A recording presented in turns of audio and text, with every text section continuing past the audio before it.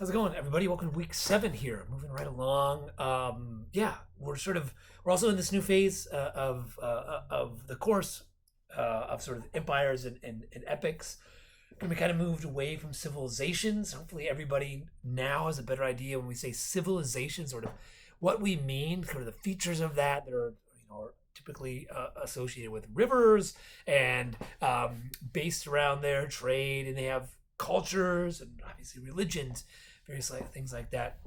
And now we're sort of moving into this idea of empires, and each of those there is a distinction. I mean, historians make a distinction. I think there is a distinction that empires are a little more complex units. They're more complex governmentally. They have to particularly a feature of empires is centralization. That there's usually a capital city, right, and there's some sort of imperial structure overlay with these different regencies and provinces. So there's a sense of government and civilization. There's usually a much more sort of robust economic system, either with currency, and usually an imperial currency, managing trade networks, protecting networks, maintaining armies, dealing with internal issues of the empire through like culture and art, also external diplomacy. So we're sort of in that phase now of world history where empires are flourishing. We talked about it a little bit last week with the empires of India. 3 examples: the Maurya, Kushan, Gupta. This week we're going to continue that with like sort of how empires formed in places like Persia, China, and Japan. Hopefully you've been able to work through the material a little bit there.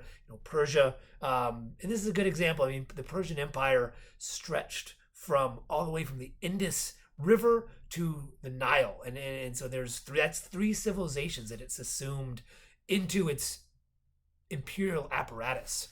And the way they did that, right? I talked about Darius and sort of these 26 satraps or states, as we sort of call them today, or provinces, and each one was sort of administered by part of this Achaemenid or Persian imperial ruler. But then the states were somewhat autonomous as long as they didn't rebel, paid taxes.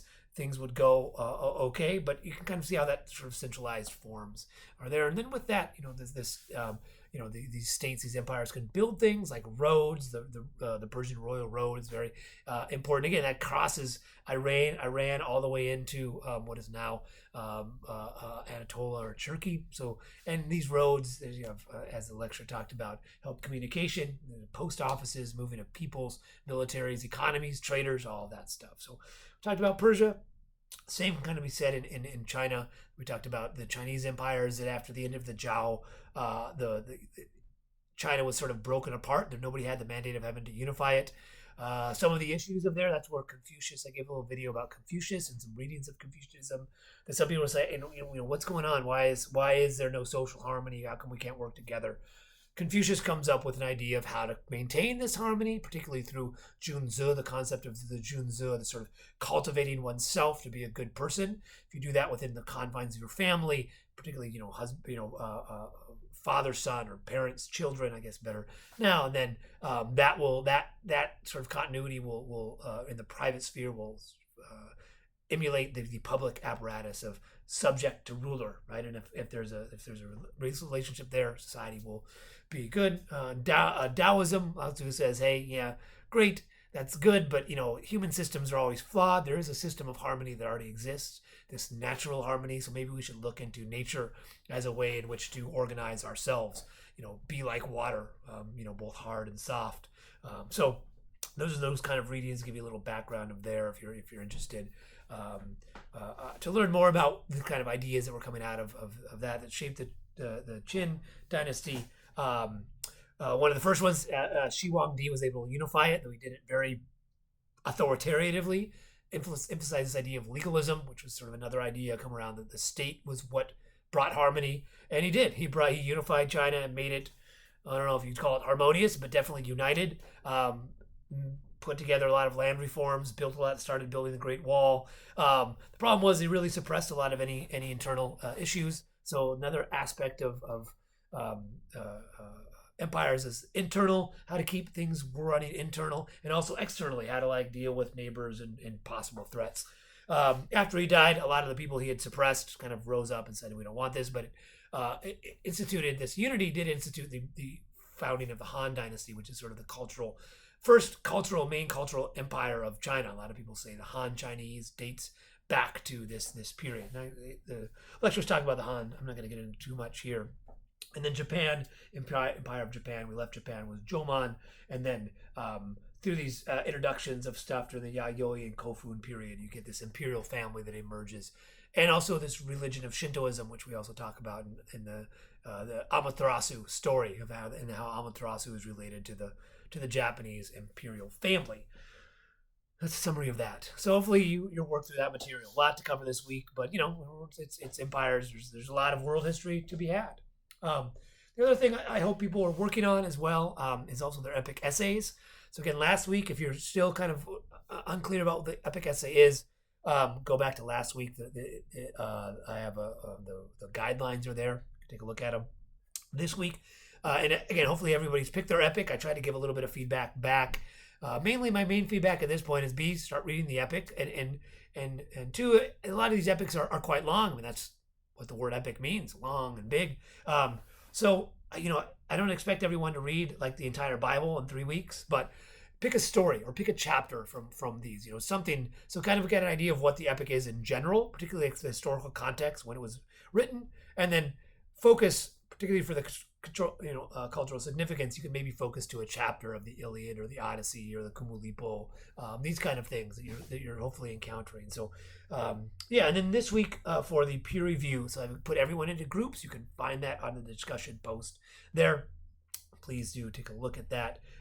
They're grouped alphabetically. So by Friday, upload your draft. And again, I mentioned drafts. These do not need to be a complete 1,000-word 5-page. In fact, please don't submit a 5-page 1,000-word draft. That's not what I'm looking for here. I'm looking for a quick summary of your epic. What is it about in your own words? Kind of, so just show me that you sort of show yourself, right? That you're kind of familiar with what's going on in the epic, what's going on, what's the main plot, what's the main characters.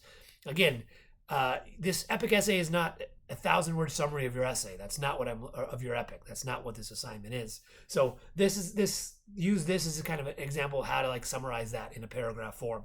And then I want you to build an outline of sort of the historical context of your epic and sort of what you're going to start thinking about cultural significance. Your AI does this really well. I would definitely utilize it as a tool. Plug that stuff in if you do use AI, which is totally fine. Just cut and paste the prompt you used to put it in there, and then tell me what you did, how you modified it a little bit. AI saves that time of building it, but you still need to kind of go back and make sure that you understand what it's saying, what those words are, what this historical context is, right? It might be stuff we haven't specifically covered in this course up to this point, so that's kind of your responsibility to sort of figure that out quickly. And then the third section is a citation. What the specific citation of the specific version of the epic you're using. Again, a lot of these there's a lot of different versions going around. So what is that proper citation? That citation can be Chicago style or MLA or APA. I'm not really concerned, just as long as you use one. And then find one scholarly secondary source. So not like the Iliad.com on the internet or the Wikipedia site, but something. I want people to kind of be taking that step and engaging with scholarly sources. I want everyone to walk away and be like, oh, that's when people say scholarly sources, this is what they mean. Not just a website, but like scholars who study this stuff and write peer-reviewed articles or chapters in books that are cited using their primary and secondary source ideas. So try to find that stuff as well and upload that by Friday. And then Monday, look over your group members' papers, and you can do a peer review. Both of the rubrics for there's a Google Doc or a Word doc for kind of the parts of the draft are there, as well as the peer review rubrics as well. So utilize those. I think that's it. If you have any questions about your epic essay or the epic or what's going on, please feel free, look over the guidelines, double check all that stuff. If you're still confused, please email me and I'll help out. I have office hours tomorrow. You can come talk to me about that as well. All right, great. Have a good rest of your week.